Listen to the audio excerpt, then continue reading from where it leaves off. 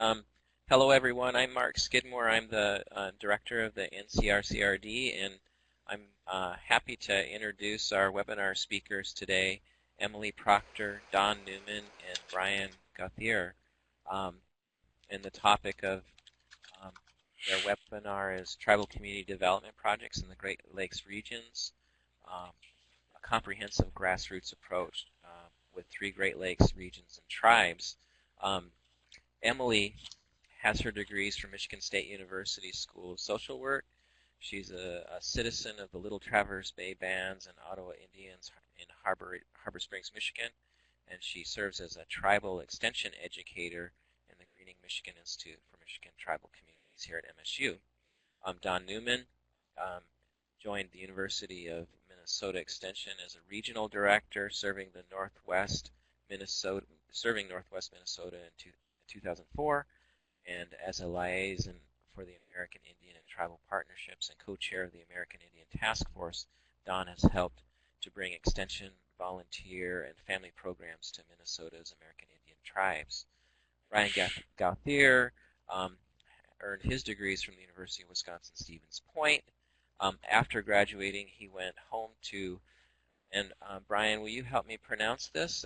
I spent several years, about almost 10 years living in Wisconsin, but I just don't want to butcher the name here. It is Lac de Flambeau. And just quickly, my last name pronunciation is Gochi. Gochi, thank you. Yeah. So he Brian serves as a community natural resource and economic development educator and department head for the University of Wisconsin Cooperative Extension at the Lac du Flambeau Reservation. Yes. And I'm also a Lac du Flambeau Ojibwa also. Oh, thank you. Without further ado, I'll let Emily and Don and Brian take over, and as we move through the webinar, for those in participants, if you have some questions or comments, you can write them in the chat, and we can all see them. I might step in just to note that there's a question out there. Otherwise, Emily, Don, and Brian, it's all yours. And thank you very much for doing the webinar. Thank you, Mark, for that introduction. My name is Dawn Newman, and as you just stated, I work for the University of Minnesota Extension. I'm an enrolled Ho-Chunk member from Wisconsin, but have been living and working in northern Minnesota for the last 18 years. I'm very excited that you've joined us today so we could share with you about our Tribal Community Project. Ani, my name is Emily Proctor, and miigwech for being with us this afternoon and taking time to experience this webinar with us. I am from northern Michigan, Little Traverse Bay Bands of Ottawa Indians, and have been with Extension almost 8 years July. So we'll look forward to hearing from you, and miigwech. And again, my name's Brian Gochi. I'm the University of Wisconsin Cooperative Extension Convent Educator and Department Head for the Lac de Flambeau Band and Lake Superior Chippewa Indians. I've been with Extension for the past 27 years, and I am from Lac de Flambeau. I am LDF Ojibwa. We have a saying here, Ojibwa saying, Menwajimo, and it means basically to tell a good story. And that's what we're going to try to do today, and we're going to start that off right now. One of the things we wanted to sort of give you a little bit of background on our situation. Going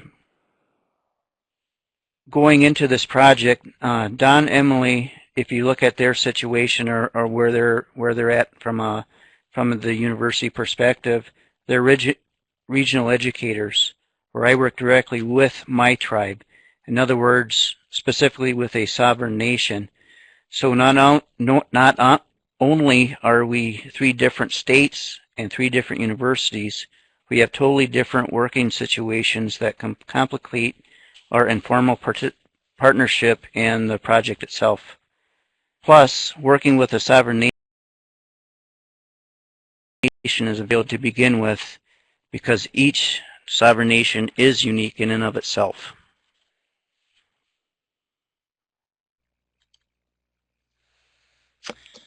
Emily? Thanks, Brian. So when we're looking at grassroots efforts in community development in indigenous communities, this has always been a method of operation. Oftentimes throughout history to contemporary times, individuals and communities across the country have engaged in efforts to ensure that sovereign rights, the ability to self-govern and to enforce treaty rights have continued, have continued and have definitely been made a point of ensuring the health and well-being of tribal communities. And what this photo is a picture of 3 individuals here in Little Traverse Bay Bands of Odawa Indians who truly took grassroots to just that. They worked in collaboration with other folks in the community, ethnohistorians, to bring forth our treaty rights to ensure that those were being recognized by the federal government. And oftentimes the grassroots efforts have occurred with little to no funding, but the desire to ensure that human rights and the ability to self-govern would continue on. So thus the reason why we chose this project, we'll talk about further, is this is inherent to who we are as Indigenous people, to continue having those conversations as a community. Oops. There. Thank you, Emily. And just to show you geographically where we're located, I am approximately right here near Duluth, Minnesota. And Brian is right in about this area of Wisconsin, and Emily is right up at this point. So all 3 of us are in the northern part of our states, and we're also all 3 near the Great Lakes. And all of us are either living on or near a reservation boundary currently.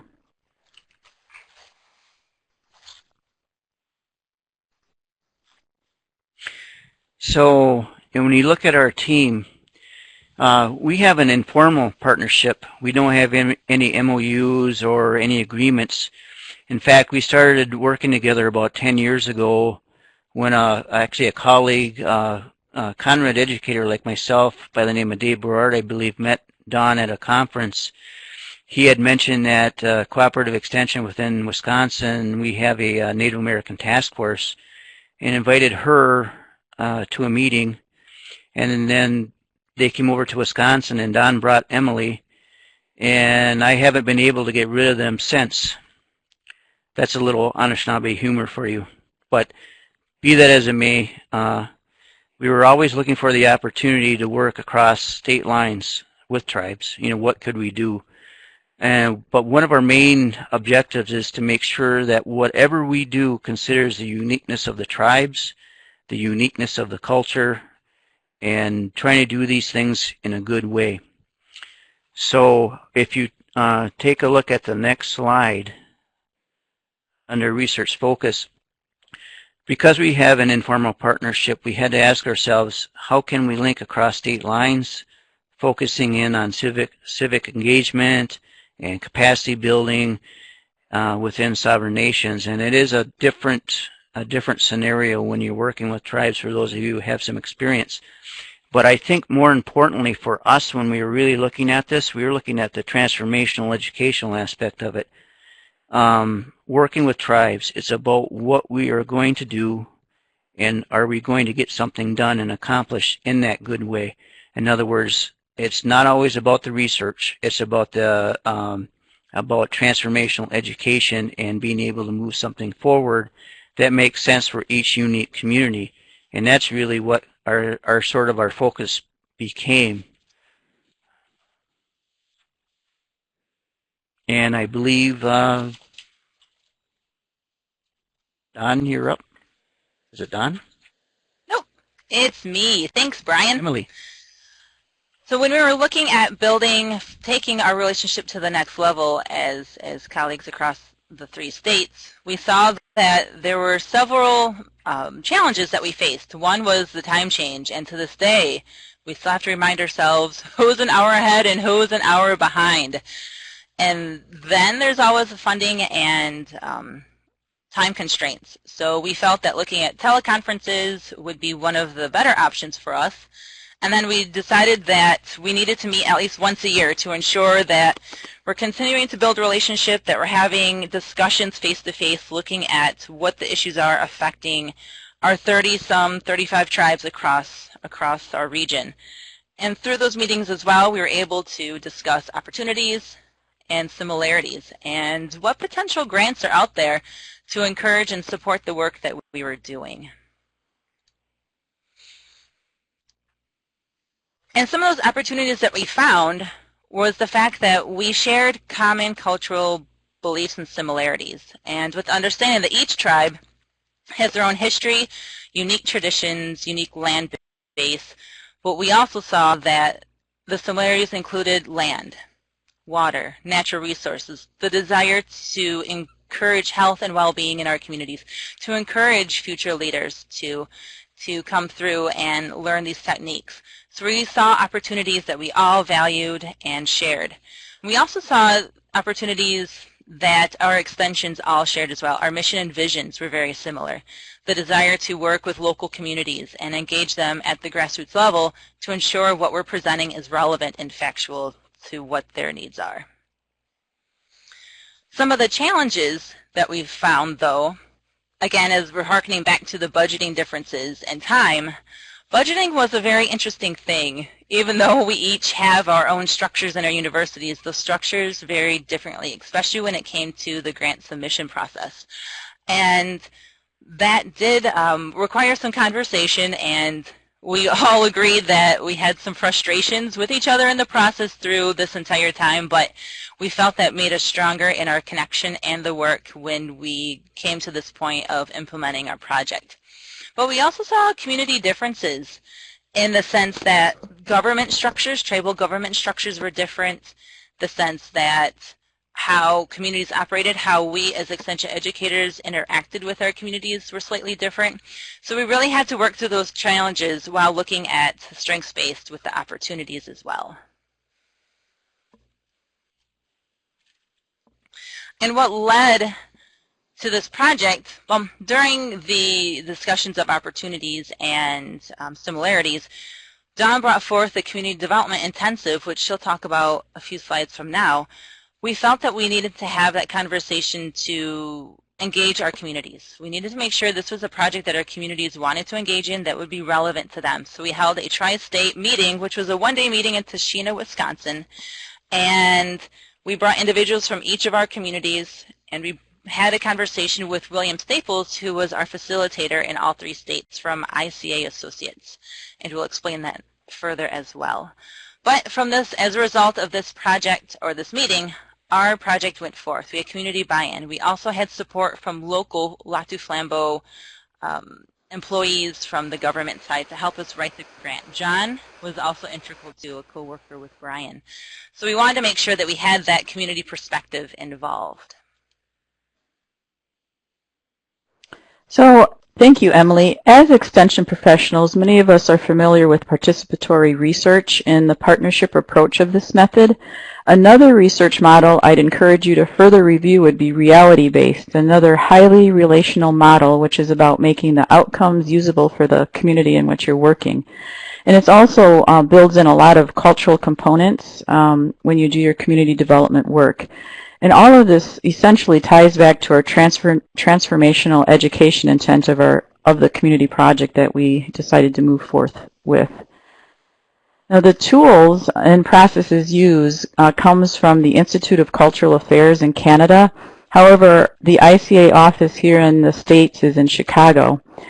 ICA has been doing CD work for over 50 years with indigenous communities across the world, and the tools that learned included technology of participation, which is a facilitation method and oftentimes called TOP for short, along with many other CD approaches were intertwined in the manual. And this model was a train-the-trainer concept, so we were using it to help folks step into their communities to do community development. The specific premise of the training was about demonstration of the tool or the process first, then the theory would be discussed, and then an application component where the participants got to practice their facilitation skills using the tools. We had 3 different types of participants that attended each of the 3 community trainings. This probably stemmed from how we each recruited for the program according to each community or state need. The first audience was a variety of community members from one reservation. The second group of participants were high-end stakeholders from within one community, and the third group was a partner organizations in a variety of tribal community. So they all 3 varied in different ways. The CDI curriculum up to this point in ICA Canada had been delivered over 5 consecutive days. In the planning of this 3-state approach, we felt like having time between sessions would provide the participants opportunity to practice and share back what they had used with the communities.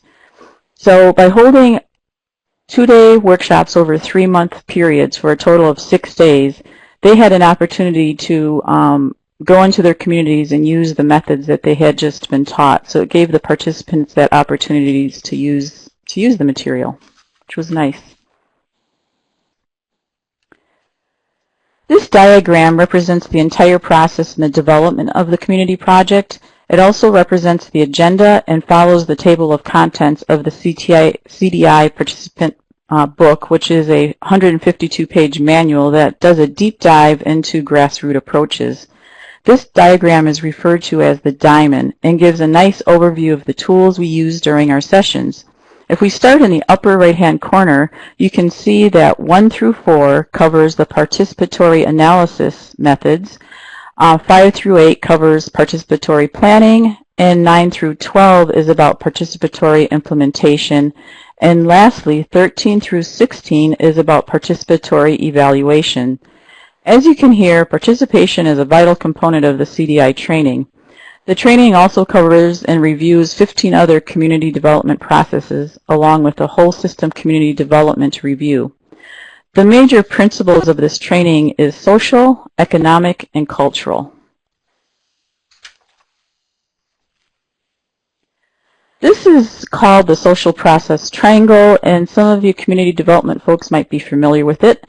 It has a wide variety of applications as a tool in CD. It can be used for data gathering, community sharing, project determination, or to discover positive and negative trends in the community. It was created with over 100 social triangles, further detailing inside each triangle. And it's based on meaning, sustaining, and organizing. However, the whole social process is based on 3 components, again, cultural, economic, and political. And this is another tool that was developed by ICA.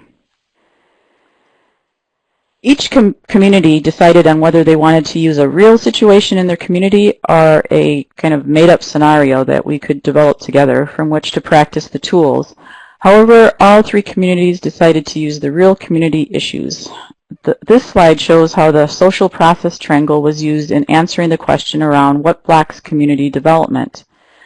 And the picture on the right is creating a framework of support. It's a comprehensive brainstorm of the economic, political, and cultural to filter the responses of how to increase stakeholder participation. This next slide is a historical scan, which is another participatory analysis. It's under the participatory analysis of the diamond triangle that we were just sharing, and it basically analyzes the history from the region, state, and world. And in each case, we found that all 3 workshops took their scan back to the first contact with settlers, which wasn't surprising at all. And on this historical scan, which is another example, we found that with all 3 of them, the final current day focuses on positive self-reliance, treaty rights, and sovereignty as tribal governments. These 3 slides show the exercise about gridding the community. So these pictures represent each state, and it's a very interesting process that the participants learned a lot from, both from one another and about how they see their communities, similar and different, and it made for a lively discussion where they really were kind of fighting for their area or their territory as you know, a Sawyer Community Center versus a Cloquet Community Center. So it was a very lively interaction that even got a little bit heated, but again, they were learning about how they viewed their communities. So these two slides move us along the participatory planning components of the diamond.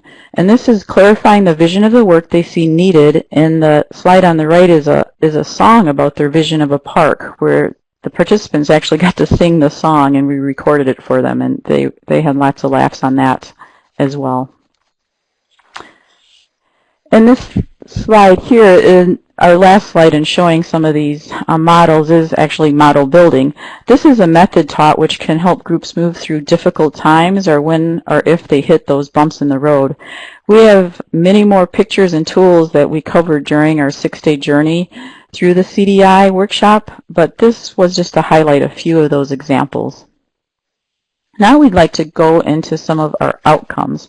And I am just going to cover a couple of the outcomes in Minnesota. Let's turn off this arrow here. So two of the examples are outcomes in Minnesota. The participants surveyed the community to find a high interest in offering the language camp year-round, where currently they're doing it just one time during the summer months. And the second outcome shows where they use the tools were used with the youth to clarify values in the community, and they use the social process triangle to work with the youth. So these were a couple of the report outs in between the sessions. And this is a participant quote that I wanted to share that was taken off the final evaluation. This training process brought divergent personalities together to learn skills that build community. Each of the participants are invested in some aspect of the greater Fond du Lac Reservation community, and we became invested in helping our community members process issues that impact our community through the skills and process prescribed by this training. Now, after training, we have an ability to focus on issues and bring best practices to problem resolution.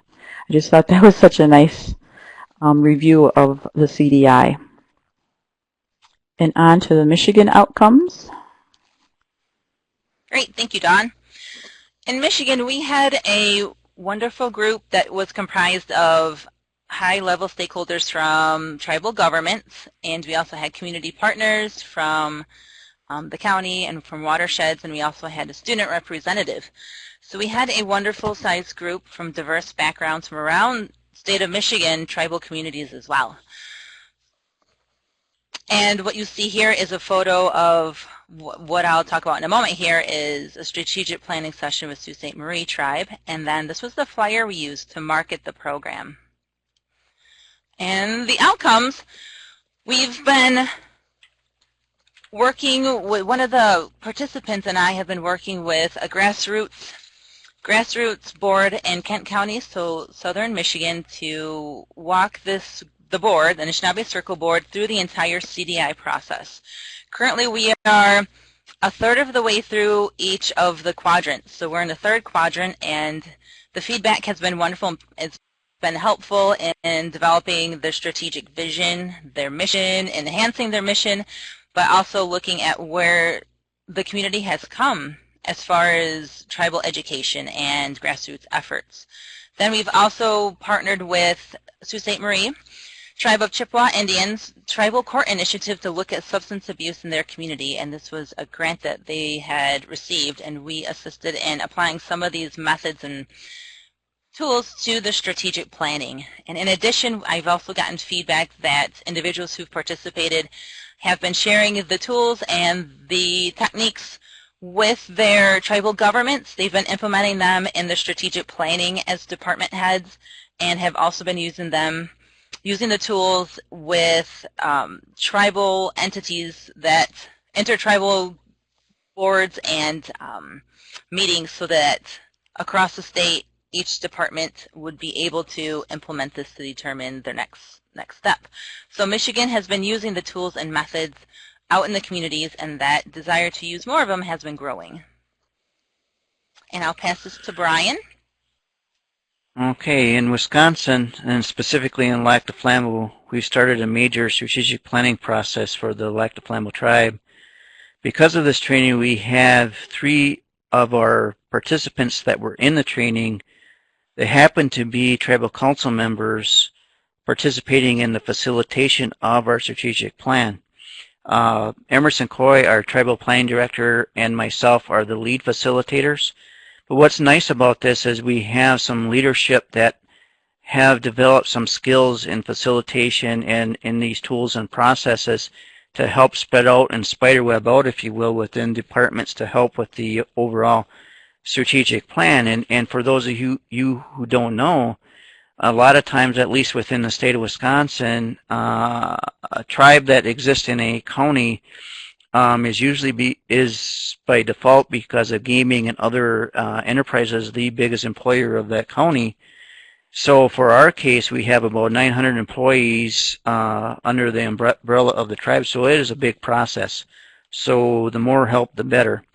And there's also been staff using the techniques for specific programming projects internal to very specific things that they're trying to do. And Don had mentioned earlier that we all kind of picked a project or an idea to zero in on in the training. And in our case, it was Parks and Recreation. So that has taken a life and a breath of its own through this process, where we're getting a lot of the subdivision neighborhood kids and families coming together and using these processes to look at what kind of park would you like to have in your subdivision, or what kind of recreational activities would you like us to look at for the betterment of the families within those areas. So it has had tremendous impact, positive impact for us. Going to the next slide, you're looking at the satisfaction. This is out of a possible 6 being the perfect score. And that kind of speaks for itself, but I just wanted to say a little humorous thing about the evaluation is almost everyone and all our input that we received back, people love the training. They liked it because it's hands-on. They can actually take it out to the community and use it in a positive way. But when we did the focus group here in Lac du Flambeau that I mentioned earlier, Bill Staples, our lead instructor, very, very good at facilitator, very good trainer. But Bill's very serious. He's been doing these things for many, many years. And so it was kind of funny when we were going through the process on the focus group. A lot of the individuals in Lac du Flambeau said, Bill's a great instructor and teacher, but he needs to loosen up a little bit, because we were being very humorous. We like to tease and do a lot of humorous things. And I don't think he was quite getting that. I think sometimes he felt that we were kind of, not paying attention, but we were. That's just one of those cultural aspects of things. So, and in regards to who attended, you can see the range, the numbers there. But if you look at the range of age of respondents and the age group, one of the interesting notes on this is the younger participants really enjoyed the more creative tools, the sketches, the songs that Don had mentioned earlier, and really got into that. They kind of lit up when we were doing those kind of things. So I think that helps out in the process too, getting more people involved. And it also was nice to see the interaction between tribal elders and youth within the process and working together. And I think that energized the tribal elders that we had at the table. And I think back to Emily. Yep. Thanks, Brian. When we were looking across each of the 3 states and our communities, we saw that each state had high stakeholders who participated in the trainings. But not only did they participate, they've continued to be individuals who have provided support, supervision, and guidance when looking at projects that have been a result of this training or have been a result of meetings or efforts that tools have been implemented. So really looking at who's been in our audience were similar. We also noticed that historical trauma is a prevailing topic and issue that our communities continue to find ways to heal from. And this really came out during the historical trauma, the historical scan process. Each community had discussions about what historical trauma has meant to them and how each community is working to talk with their community to have those healing events occur. So we really saw the social emotional piece come out as well. But we also saw that the skills that were taught help build social capital among the communities and the participants. And here in Michigan, we're really able to see that in the sense that they are taking this back out into their communities and assisting in the government to build that structure, to build that communication. So we really saw these tools being used in similar fashion across each of the 3 states. And the next 3 slides are photos that have captured some of the activities and participants in each of our states. This is from Lac du Flambeau here in Wisconsin, or there in Wisconsin with Brian. And this is Lac du Fond du Lac in Minnesota with Dawn. And then this is here in Michigan with our participants in Harbor Springs. All right.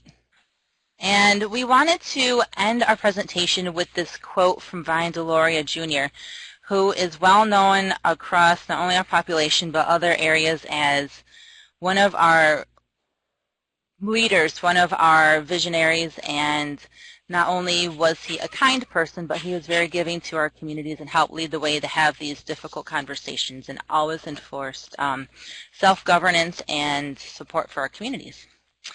It is impossible to understand American Indian in their contemporary setting without first gaining some knowledge of their history, as it has been formed and shaped by the Indian experience of Western civilization.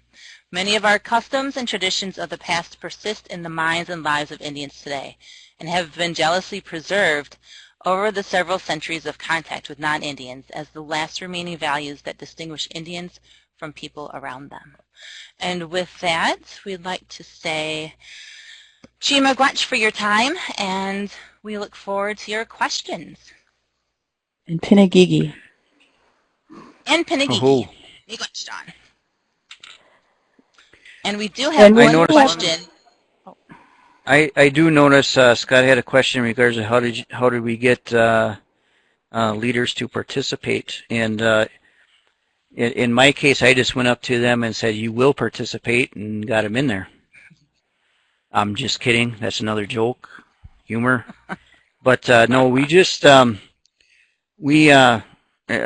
a local level, we just did a lot of recruiting and going to people, and it helped a lot when we did the 3-state training, 1-day training, because we had a lot of buy-in to some key people within the organization, so we were able to take them out and help with that process. And here in Michigan, we had the individuals who participated had been individuals that we've connected with for many years. So they were strong partners of Extension and have worked with us in the past. And they were able to pass this out to their community members, and that's how we garnered the support of tribal leadership. They knew who we were. They knew we've been in the communities a long time. We made appearances, and they trusted that this would be a program that would fit what their needs were. So it was lots based on relationships. And I think another opportunity there was that we did take it to the tribal council and got their approval and buy-in, and in fact in Wisconsin and in Minnesota they helped cover some of the costs, in which case then it was more of a open public opportunity for people to come, at least in Fond du Lac. So it was more of community members that are kind of the top 20 that are always in the community doing community work that really came to the table. But in all 3 of our states, that kind of happened in different ways. But the fact that they had bought in with financial assistance, I think, was real evident in the fact that they saw this as a need for the community members. I'm looking at the question regarding the teaching from a cultural perspective. I would say this: when if you look at us as far as organizations, a lot of us have, and I can maybe just speak from a cooperative extension scenario in Wisconsin, is that we have different program areas. We have family living, we have youth development, we have Conrad, we have ag and nutrition, and you can go on. And I guess from a cultural perspective, when I'm working with my council or any programs or local community members, we look at things as everything is connected. So we're not talking about, well, it's just about ag today, or we're just about economic development. We're about how these things are going to affect one another. You know, we can't talk about developing affordable housing without talking about using up more land base that might be a hunting and gathering area that's very sensitive. So we have to connect those dots and look at it from in a circle or in a cyclical scenario to look at things. You know, I guess that would be my example of how we teach from a cultural perspective, you know, how our things are connected, and we're all in this together, if you will. Well, and we've also, from a cultural perspective, when we do some of our trainings here, we incorporate tribal leaders and tribal representatives to assist us in that program development. So we ensure that what we're talking about and what is being taught is truly based on and reflective of what that community has been willing to share with us. So from a cultural perspective, it's really relying on what the communities are sharing and their perspectives, so them telling their history and their experiences and partnering with us to do that.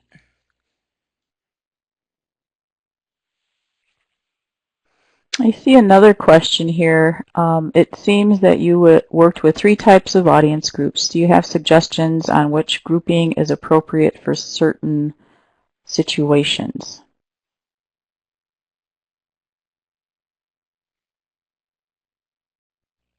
No, I don't. Yeah, I was just going to say, I think in this particular case that, that we just shared, the community kind of determined the direction that they wanted to go in a lot of respects. And at Fond du Lac, they did decide to open it up to to community members that were interested. In Wisconsin, they, decided to focus on the high-end stakeholders that work for the band, and so they were more like directors and the council members themselves. And in Michigan, it was open more broadly to the whole state of Minnesota, wasn't it, Emily? So it was, in all 3 cases, just done completely different, but it was based on the community need and what we were hearing. So that was kind of how this scenario played out. And then I see another question about how do you facilitate discussions regarding historical trauma? And we do use the focused conversation, and we did the historical scan, and part of that method is using the focused conversation to have healthy conversations in a really good way. Yeah, and I concur with that. I mean, it's always a historical trauma, I think, comes out in these tools when you're discussing these things and projects even, and how going back from a historical perspective of why things are now and what we need to do to sort of make things in a better way or in a good way. And I don't think there's a right or wrong answer in regards to that, because it is a very sensitive subject and something sometimes people are willing to talk about and sometimes they're not. And it just depends on how things go. And I do appreciate that question from Jennifer Gochi, a colleague of ours here in Wisconsin. And Ryan, there's another question too. You mentioned the 3 communities have similarities and differences. Is there scope for them to work together? If so, how? And it makes me think of your various agencies, in particular in Wisconsin, where you have a lot of tribes coming together and working in partnership around different issues. Do you want to share a little bit about that? Yeah, we have, well, there's a couple opportunities, I guess, as we flesh this out a little bit further. One, we have a Native American task force within Cooperative Extension that we're looking at maybe what could be the next steps within the state and using some of these tools and maybe moving some things forward that way. We also have a Great Lakes Intertribal Council within the state of Wisconsin that we're kind of looking at maybe what we can do from that and working all together on some things and moving some things forward. As far as the 3 states go, I think we're still trying to, and I don't want to put words in Don's mouth or Emily's, but I think we're still trying to feel our way on how we can maybe move the next thing forward. We know our participants from all 3 states would like to get together in a face-to-face setting and talk about things that have occurred since then and next steps and other possible educational programming that we can do amongst each other. But I don't think we have gotten that quite that far yet.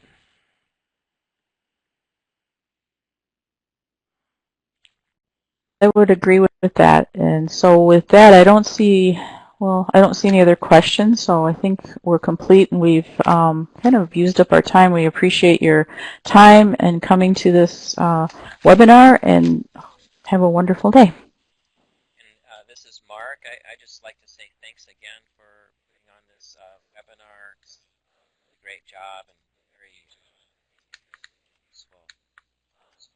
As one last question for me, I'm wondering if, as you talked with people and get some buy-in, did you see some transformation? Some of the participants might have been a little skeptical, but then as you process through, you can see the change. So, that's my question.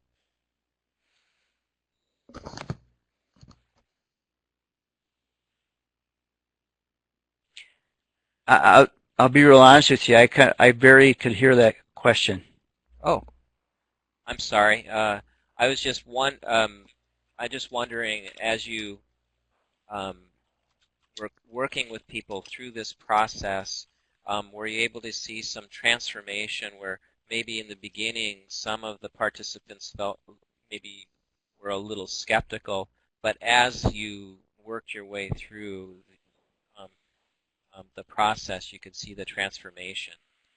You can see, and I can't speak for anybody else's group, but Don was at Lac de Flambeau with myself, and I could see specifically the youth that were involved that kind of lit up through the process, and I could see there's the majority of the managers and other individuals that were in our group.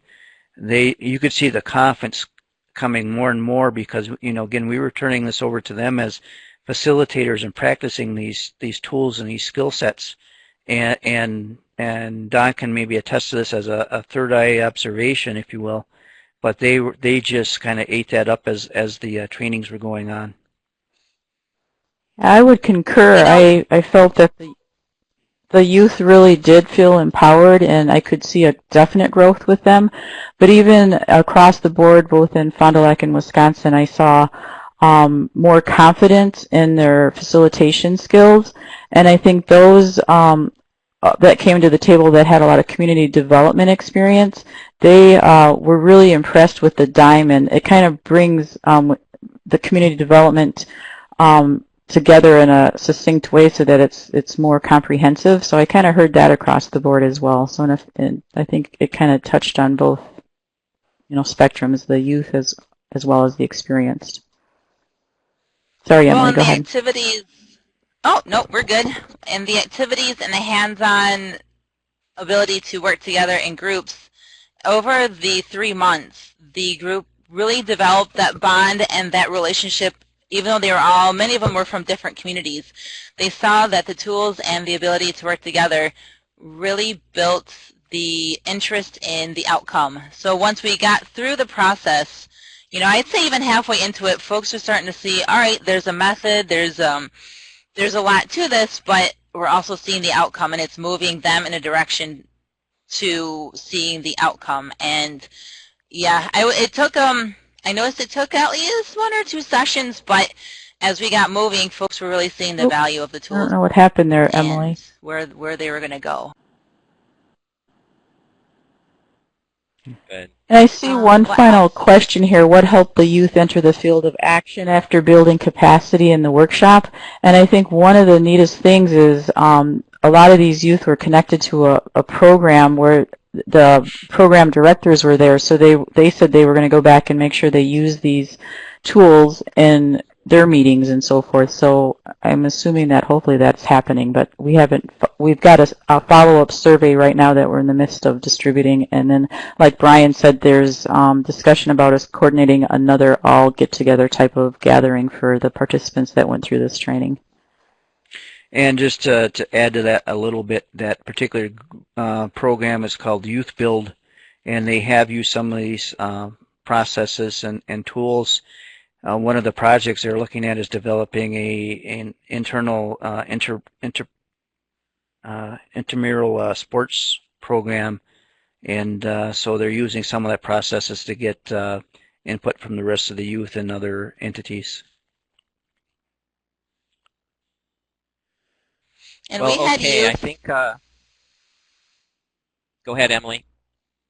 I was just going to say the youth that we had involved continues to be actively involved in our 4-H program with our Citizenship Academy, which includes tribal governance, local and state. So they're able to learn the techniques, but also have continued to explore 4-H and implementing that back home.